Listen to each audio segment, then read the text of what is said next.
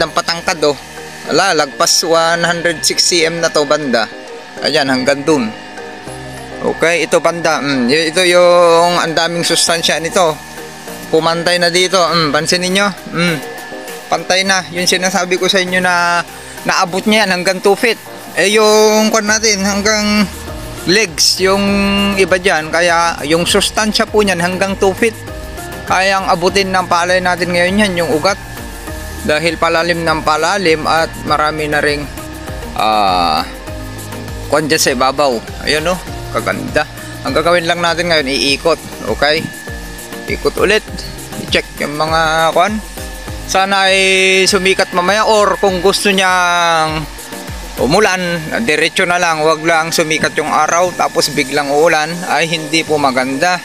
May masisira at masisira pa rin sa palay natin, or uminit tapos biglang humangin na malalakas at ay may masisira pa rin. Okay, ganun lang, sharing is caring. Ikot po tayo.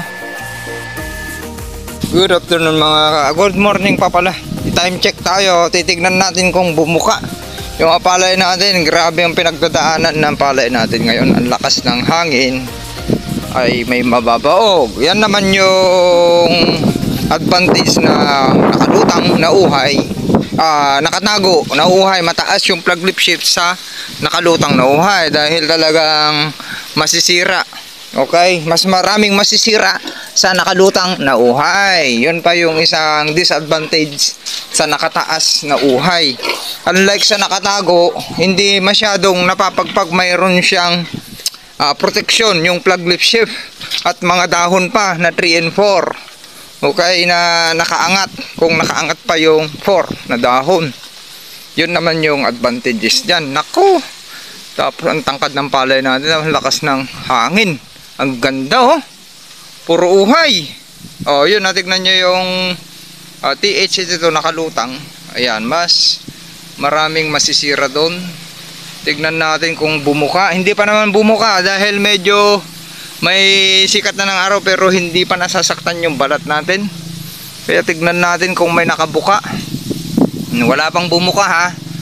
Huwag kang bumuka. Okay, pag-pray natin na hindi bubuka po yung palay natin. Dahil yan, isusum natin konti para makita nyo yung mga uhay na gaano kahaba. Ayan po, yung pinagdadaanan ng palay natin, halos nakabusal na lahat. Itong naka-cover ay ayos. Ang problema ngayon naman natin ngayon, masusugatan yung plug lip shift po natin. Okay, yung plug lip shift naman natin ang magsasuffer ngayon dahil masusugatan. Okay, ayaw naman natin gumamit ng copper hydroxide na. Okay, iniingat-ingatan natin, baka magkamali pa tayo, yung plug lip shift, yung base na magamot ay masisira. Kalalaki oh. Ang kapal ng uhay po ng LP 937 natin. Gaano kakapal yung nakikita natin sa LP 937. Mas makapal siguro yung LP 2096, nakatago lang po. Dahil nga mas malakas siya mag-sowi. Parehas ang management natin dito, parehas yung protocol. Kaya tignan natin sa anihan. Wag ka munang bumuka please. Yun na lang ang ipag-pray natin, na wag nang bumuka. Sige, humangin ka ng humangin, wag nang bumuka. Umulan ng umulan, wag lang bumuka. Sa mga ilang araw, tignan natin mga plug lip shift natin ulit kung madadamage. Malaking epekto po yan sa pagbuo sa batok.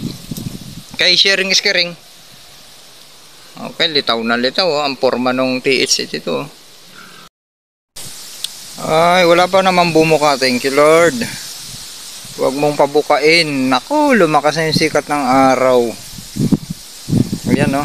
Dito banda may wala pa naman tumatagilid dyan, pero sigurado tatagilid yung mga kanyan malalalim kung bumigat na dito. Kaya dito banda maaga natin i-drain ito banda. Ayan oh. Ayan yung pinagdadaanan ng bala natin. Tapos ang taas na. Nalagpasan na po natin yung planting height na 106 cm dito banda o hanggang doon.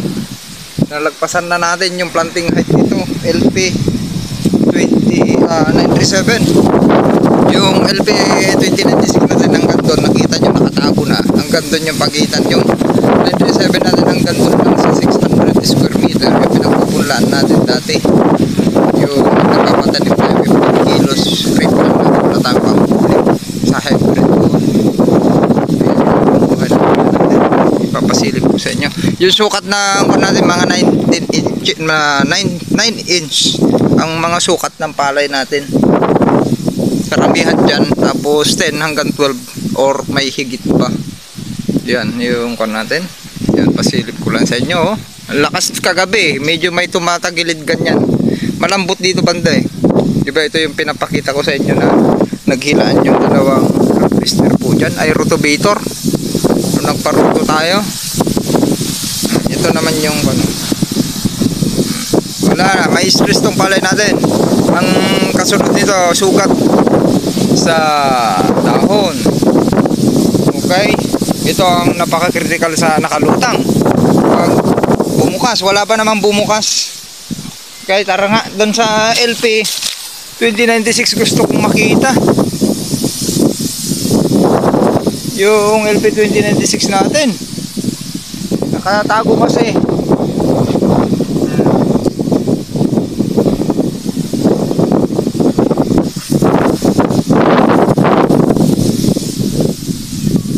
Nakita nyo, ang lakas ha.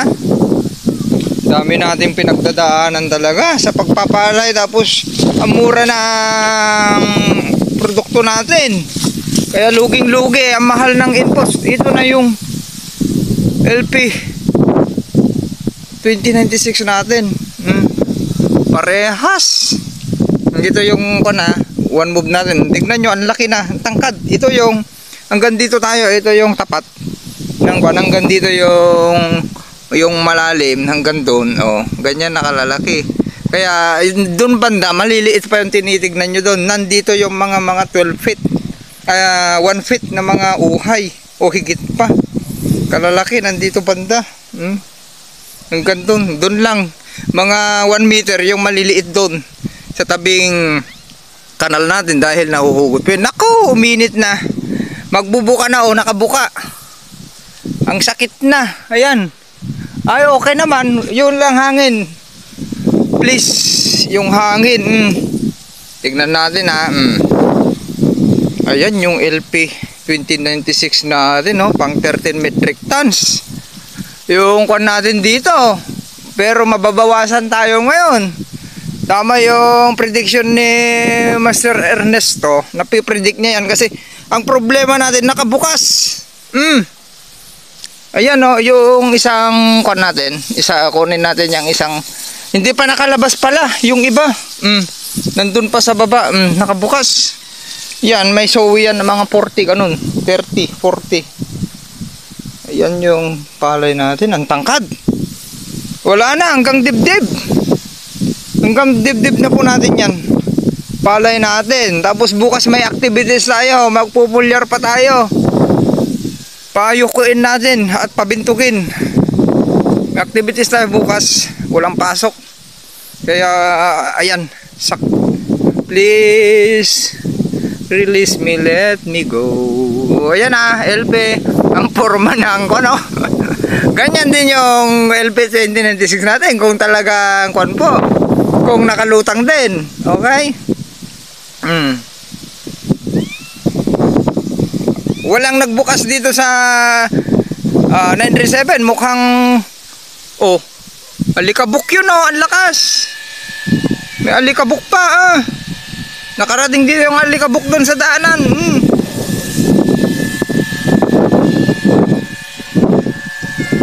Yan para ma-view nyo yung LP 937. Napaka-forma. Natatawa na lang po tayo dito. Dahil ang daming bumukas dito sa LP 2096, medyo nahuhuli siya ng 2 days. Unlike dito, mas mabilis. Tara dun sa unang pinitak para ma-views nyo ang nangyayari na naman. Yan consider. Sigurado may masisira na naman. Hindi tayo napagbibigyan mga ka-farmers. Ka-creative unang pinitak natin. Kahit na medyo dikitan, napalabas natin mahahabang uhay. Okay, sabi ko nga, powered by Yieldmore. What you see it, what you get. At Hyper Compost. Yung binitaw natin top dressing, yun yung isang mababago po dyan. May mix tayo na 1 kilo Hyper Compost per hectares. 15 yung ilinagay natin. Para yung abono ninyo, yung sustansya hindi basta-basta naaanod at nawawala. Alikabok ko, ang lakas ng hangin. Nakakarating dito yung alikabok. Ngayon na yung palay natin sa oras na ito. 11 na, padark na. Kaya yung kung sa nitrogen, wala na tayong problema sa nitrogen. Ang problema natin ngayon, masisira yung plug lip shift natin at yung uhay ng palay po natin, tangkad dito. Yung planting height ng LP nalagpasan na po natin. Yung recommendation na planting height ng long pin nalagpasan natin mga kagudibits. Tignan nyo, napaka-forma na. Ang problema natin nakabuka, ang lalaki ng uhay at ang lalaki ng butil ng LP 2096. Kalalaki at palalakihin pa po natin yan. Okay, power. O yan sinasabi ko sa inyo, nandyan, nakalatag na. Ang sipag natin mag-share po sa inyo. Gawin nyo na lang ng tama at bantayan yung tagasaka. Aani po kayo ng malakas, kalalaki. Yung LP 2096 natin, pwede natin gawing kasukat ng LP 908 na hindi ganito yung protocol. Okay? Sharing is caring. Maraming salamat. Happy farmer. Mag-picture tayo. Kakat na po natin.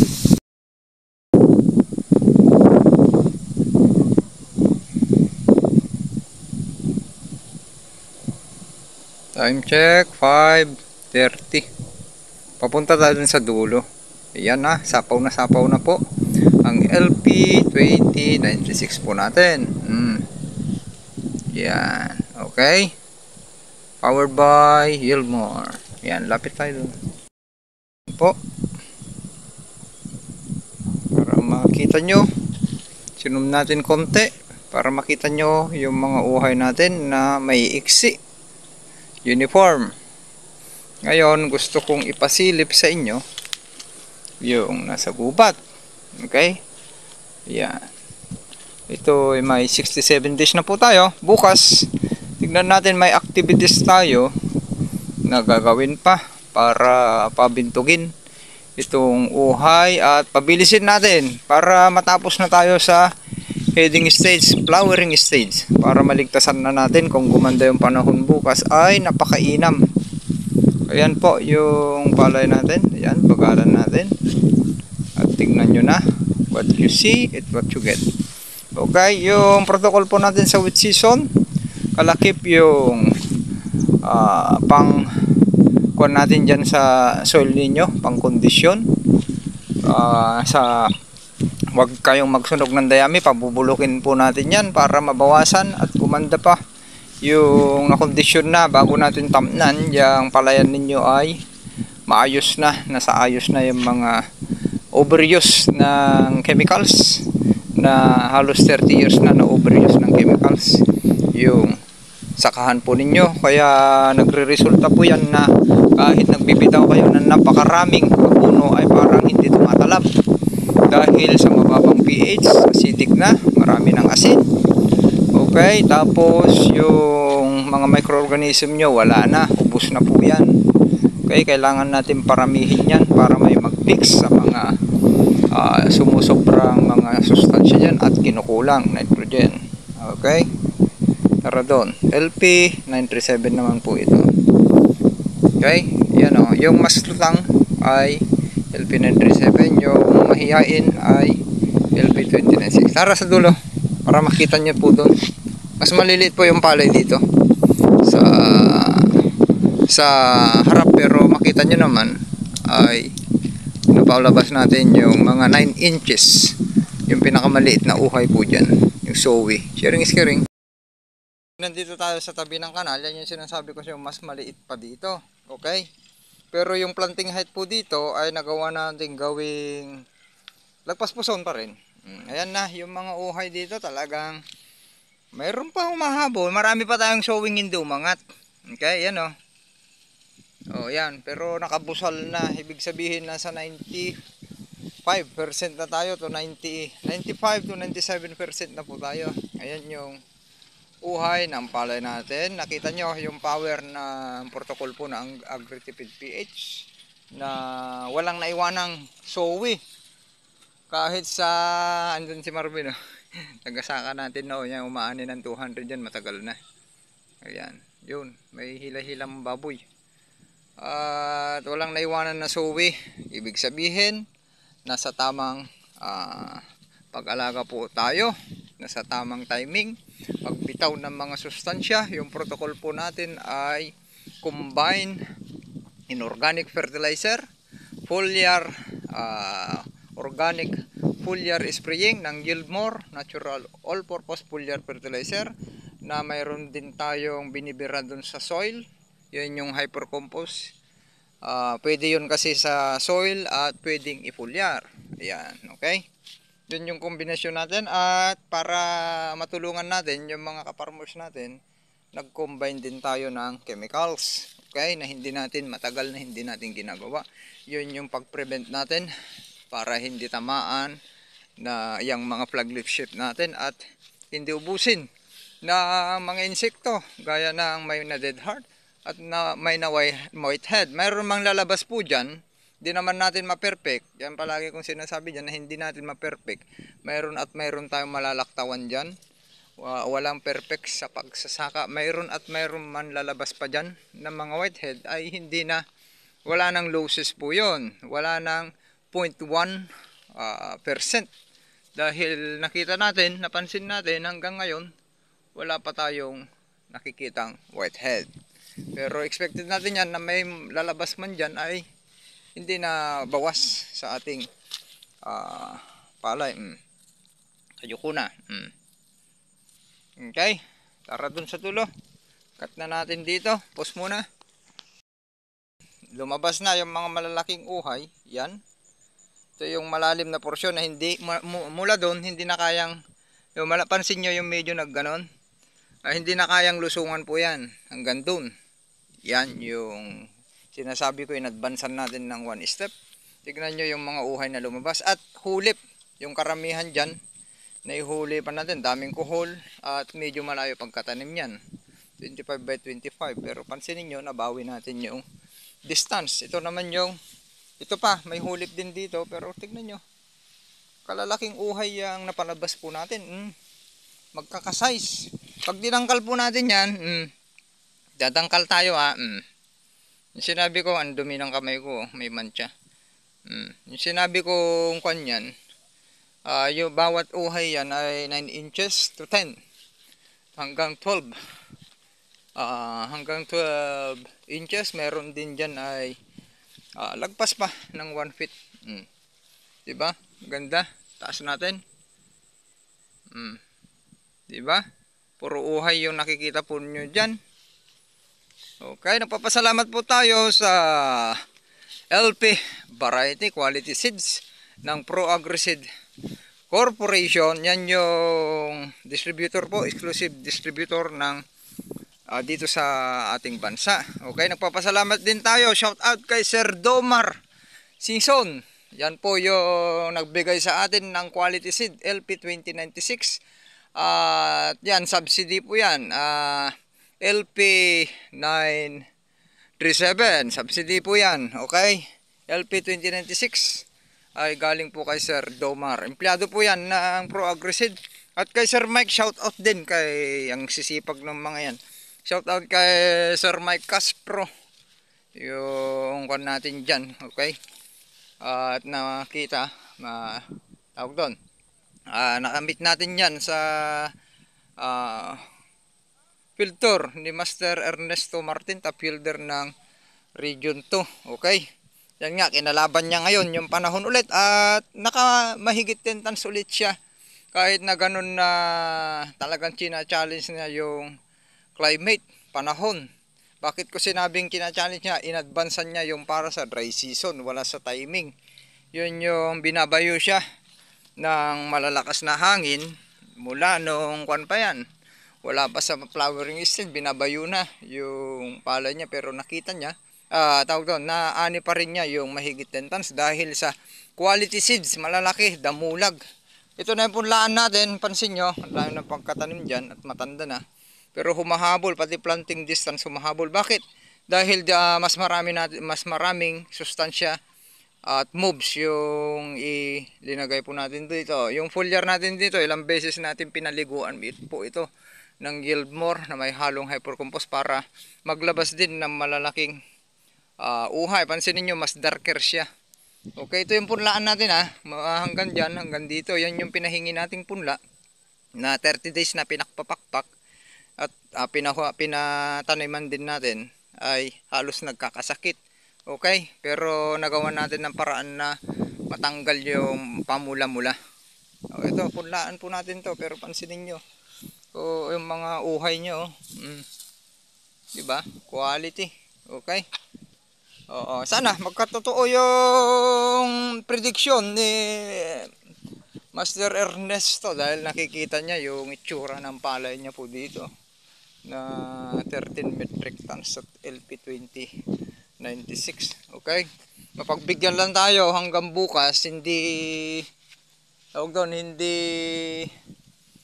ganito na napapagpag at lalakas yung sikat ng araw. Marami tayong maililigtas po dito dahil kalakasan nito bukas 50% pa yung hindi bumuka po dito sa LP2096 po natin.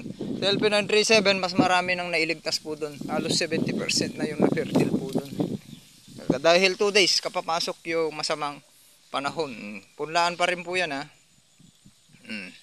dito na yung malapit na tayo sa dulo. I-kuan na muna natin para mabilis. Wala pa kayong nakitang whitehead cut. 1, 2, 3, 4 ikalimang kuan na tayo, pinitak. Okay, kanal po tayo pero tignan nyo yung mga uhay ng palay natin. May nakita na akong kuan pero hindi naman dead heart. Ito, patuloy na to, magiging dead heart to, isa. Okay, meron na tayong dead heart, isa. Okay, pakita natin para kuan. Wala na yan, wala nang 1%. Naligtasan na natin yan, nakaprevent tayo. Ang ganda ng protocol po natin. Okay. Yan, kaya sundan nyo lang. Ito, ang tataas ng plug lip shift ito. Ito banda, yung mga ganyan na porsyon, sobrang darker, maraming nitrogen po dyan na basta tumaas yung plug lip shift. Ayan. Ang gagawin natin dyan, meron tayong gagawin dyan para makasabay, medyo mas late maturing variety yung mga ganyan, ang tangkad. Linagpasan natin yung planting height na 106 cm ng LP, yung variety na to, LP2096. Dito na tayo sa pang 7. LP2096 pa rin po to. Pansinin nyo yung mga uhay ng pala natin, babagalan na po natin kasi alam ko nahihilo na kayo sa videos natin minsan kasi nga hindi na natin namamalayan minsan na magalaw na pala habang nagdi-discuss po tayo. Kaya nandito ulit sa Agrity with PH, handang tumulong po sa inyo. Magkuan lang po kayo kung ano yung gusto nyong topic. Okay, para alam ko yung kanyo, mag-comment lang kayo dyan at sasagutin natin yung kanyo. Yan naputol na sa lakas ng hangin. Diba? Yan yung power ng protocol po natin. Ngayon, pagka bigay pa natin ng isang technique po natin dito, ng isang move, yuyuko po yan, pabibilisin po natin para marami tayong mailigtas. Ito na yung yan, i-views ko sa inyo para ma-views nyo yung mga follower po natin dyan at nakakakita, ay para naman ma-inspired sila na ang laki ng pag-asa sa pagpaparming kahit ganito na hindi stable yung presyo ng palay po natin, yung sariwa, ay kailangan itaas-taasan po natin yung ating ani. Ito na yung sinasabi ko sa inyo, palagi tayo dito, ganyan na siya ka-macho. Kung nakikita niyo dito sa kanal, mas macho po doon banda. Parehas, di ba? Parehas po. Angkad na. Sukatin natin. Ayan. Nakaw. Hanggang dibdib talaga ito. Pumasok na siya sa hanggang dibdib. Palay po natin. Kita nyo yung plug leaf shift natin ang linis, pero tignan natin sa ilang araw dahil diretso na may lamig at binabayo ng hangin. Tignan natin kung kinakakayanin nung protocol po natin na yung tigas nung palay natin. Pansinin nyo kung paano natin kinontrol ang taas nung nitrogen natin. Pansinin nyo. Papalo yan sa pagitan ng 4 to 4.5 to 5. May stem borer na tayo isa May naka-attack na isa. Okay. Hindi na tayo gagamit ng chemicals. Plus na yon yung in-apply natin ng kwan. Puro kwan na lang tayo. Yield more. Yung ibabanat po natin dyan. Ayan nakayuko na dito. Kabilis. Nakayuko na doon. Taas natin. Para makita may view nyo. Gaano kalalaki yung palay po dito sa likod. Okay, ganun lang. Sharing is caring. Maraming salamat. Happy farmer. Tara pa dito sa shaded. Parehas. Okay. Okay na. Gabi na. Hindi nyo na masyadong makita. Cut. Happy farmers.